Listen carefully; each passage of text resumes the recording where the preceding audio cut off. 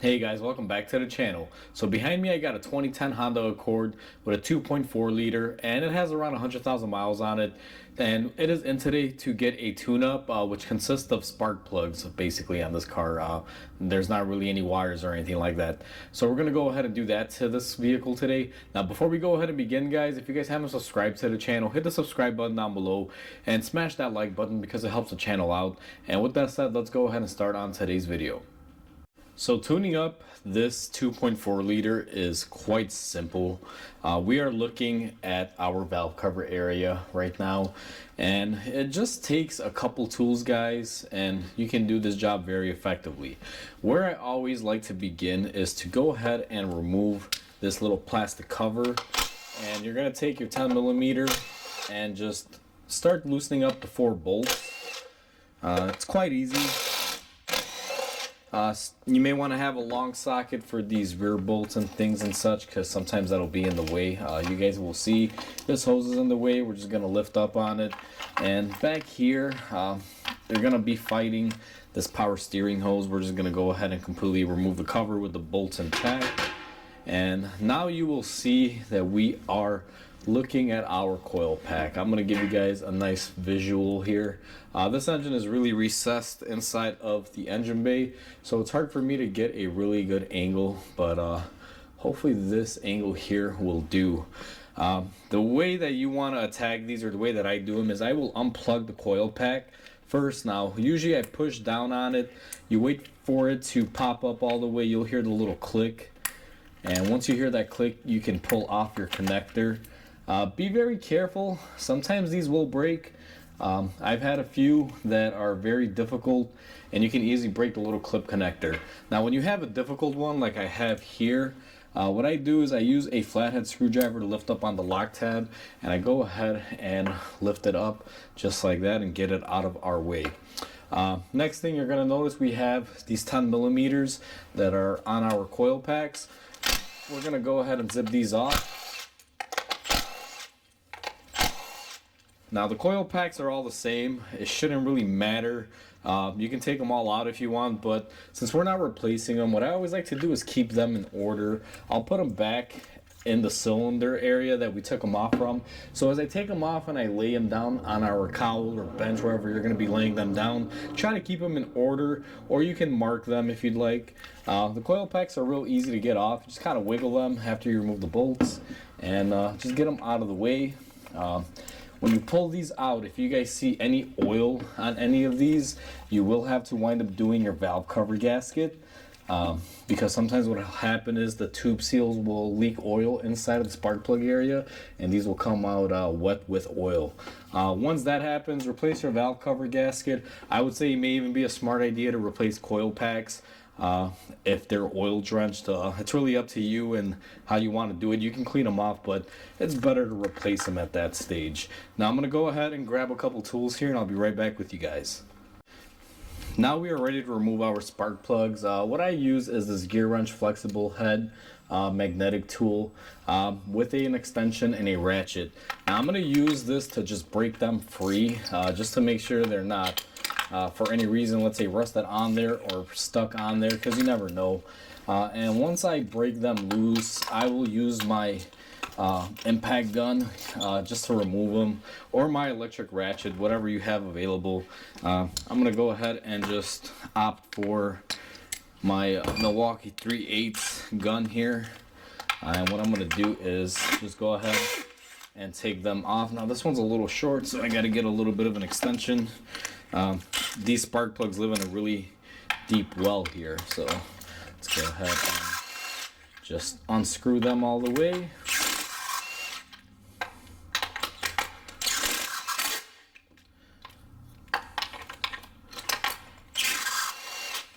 Now for a lot of you out there saying, oh no Mike, what are you doing? You're using an impact on spark plugs that could damage them. Well guys, I'm not installing them using the gun. I'm just simply using the gun to unscrew them after they've already pretty much been loosened up with the hand ratchet. So you can't really do any damage here. you know, just as word of wise. I know a lot of people may say, oh no, you're damaging it, but you're not really. Now, we got all of our plugs out, and I don't know how well you guys will notice, but these are really worn out. These are probably the originals on here. I know that this car is a one owner, and they have never serviced it. This is the first time doing these, and you can see they are really pretty much at the limit, if you want to say that. Now we're going to be replacing these with some NGK Iridium, guys. NGK IRs. This is probably the best spark plug out there that you can put in these cars. There's quite a variety when you buy them. However, you know, I only use NGK-R on pretty much almost everything, or NGK in general. They make a fantastic spark plug. I don't care if you drive a Ford and it came with, you know, Ford Motor Company spark plugs. If I'm doing a tune-up on it and I can find the equivalency in a NGK spark plug, I'm putting NGK in there. They always make really good spark plugs, and they're very, very long lasting. As you can see, this one came equipped with Denso from the factory, and they work, but you know, we're gonna give it a nice little upgrade. Now what I'm gonna do is go ahead and grab a ratchet so I can drive my spark plugs in there. So I'm gonna pick that up real quick from my toolbox, and I'll be right back with you guys. So the message that I'm going to point across here is you shouldn't be using impact tools or electric tools. Now I'm going to be using this electric ratchet just to snug them in there, guys. I'm not actually going to be tightening them down with this. So what I'm going to do is go ahead and get this set up. And the main reason is because, you know, they're so long, it'll take a while to screw them in by hand. Now this is a non-impacting ratchet, and I can control it. So I'm going to go ahead and drive them down using this. And you guys will see here, it's not really going to hurt anything.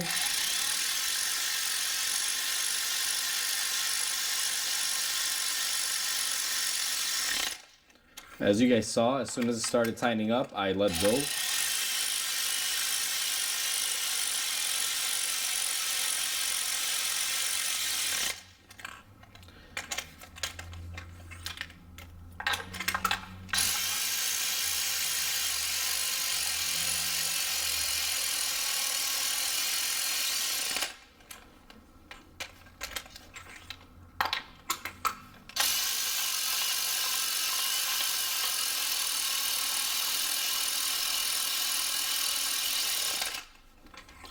Alright, so they're all pretty much shredded down to the point, and you guys saw we didn't really impact them or put them really hard in there. Now the trick with these always is put them in by hand, start a couple threads on them. I use that electric ratchet to just, you know, help me drive them in all the way, so that way I'm not ratcheting for, you know, 5 minutes each spark plug.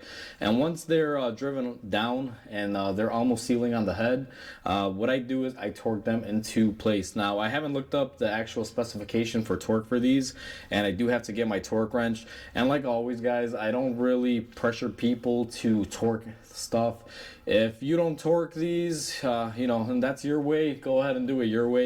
However, I'm not going to show the torquing procedure or anything like that, just because it can be kind of controversial. Some people will be like, hey, good job, and some people will say you don't need to torque them, this and that, and I just don't want to spark that debate. So we're going to go ahead and get these torqued off video, and I'll be right back with you guys. Now that our spark plugs have been torqued into place and everything, we are going to draw our attention to our coil packs. Now, like I mentioned earlier, if they're oil ridden, you may want to clean them up or replace them, or altogether, if you can afford to do so, replace the coil packs when you're doing spark plugs. It's a good preventative measure. However, sometimes these can be expensive, so I can understand people not wanting to add that expense to this, especially on this particular car. Now, this does have original Densos. I don't know if you guys can see that. They are very good coil packs. They do tend to last, so there's no need, especially since these things are not burned up or oil ridden. Now, there's a little bit of wear here on the boot. You always want to do an inspection on these. Make sure that spring in there is in good shape. Make sure the boot isn't dry rotted or anything. And this one is still very malleable. So we can, you know, go ahead and reuse these. Sometimes you can buy the service kit for them where you can get the rubber tip and the spring. Now it depends on the coil pack. It's not available for everyone out there, but for some vehicles they are. This particular one, I don't believe this comes separate. It's all one piece. So we're gonna, you know, be using this, but we're gonna do a little bit of something before we put this back into place. Now what I like to do is take some dielectric grease, Not really sponsored or anything, guys. It's just the brand that I use. And what I'm going to do to this is go ahead and put a little bit of this dielectric grease in the spark plug tube hole where it's going to reside. This will definitely help. And it causes the coil pack not to stick in there, but it also helps with the flow of electricity from the spark. Once you have your coil pack with the grease in there, with the dielectric grease specifically, we're going to go ahead and insert it into our tube, and we're going to go ahead and click our connector in. Now I'm going to go ahead and do this for all 4 or all other 3 remaining coils, guys, just to, you know, cut down on the video time, but I'm going to do the same process to all 3, and when I come back we're going to bolt them up. Now that we have our coil packs and everything tightened up, guys, you're going to want to take your little engine cover that we took off, and you're going to place it on top, and you're going to be taking the hardware and just hand threading it on there.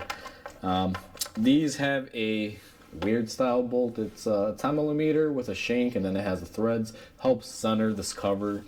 If you lose one of these, you probably have to get it from Honda or get this correct bolt, because otherwise this will not center into place the way it's held.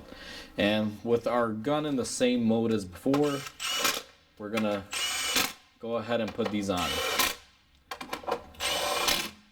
Now once we have that cover into place, guys, all you have to do is go ahead and start up the car and verify that you have no misfires and everything. But that is how you tune up a Honda 2.4 liter.